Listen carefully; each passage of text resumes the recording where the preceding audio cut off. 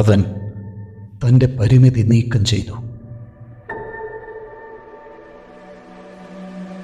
ഒരു ജീവി എത്ര ശ്രമിച്ചാലും അതിൻ്റെ വളർച്ചയ്ക്ക് അതിരുകളുണ്ട്. ശക്തിയുടെ ആധിക്യം അതിൻ്റെ വാഹകർക്ക് ഒരു ഭാരമാണ്. അത് സങ്കീർണതകൾക്ക് കാരണമാകുന്നു. അല്ലെങ്കിൽ രാക്ഷസന്മാരായി മാറുന്നവർ അവരുടെ യഥാർത്ഥ സ്വഭാവം വെടിഞ്ഞ് രോഷം നിയന്ത്രിക്കുന്നു.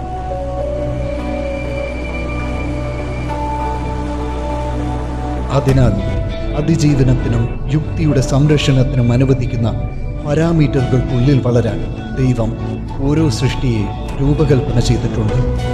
അതാണ് പരിമിതി. പക്ഷേ അവൻ വ്യത്യസ്തനായിരുന്നു.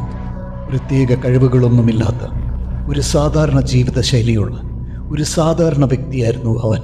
എന്നിട്ടും പൂർണ്ണമായ പരിശ്രമത്തിലൂടെ അവൻ തൻ്റെ പരിമിതികളെ മറികടക്കാൻ ശ്രമിക്കുകയും അതിനെ മറികടക്കുകയും ചെയ്തു.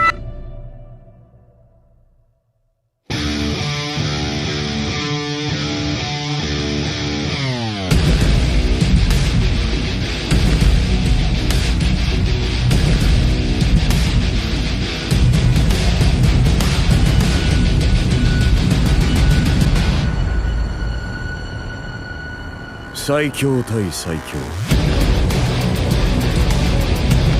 アニメ「ワンパンマン」第3期制作進行中。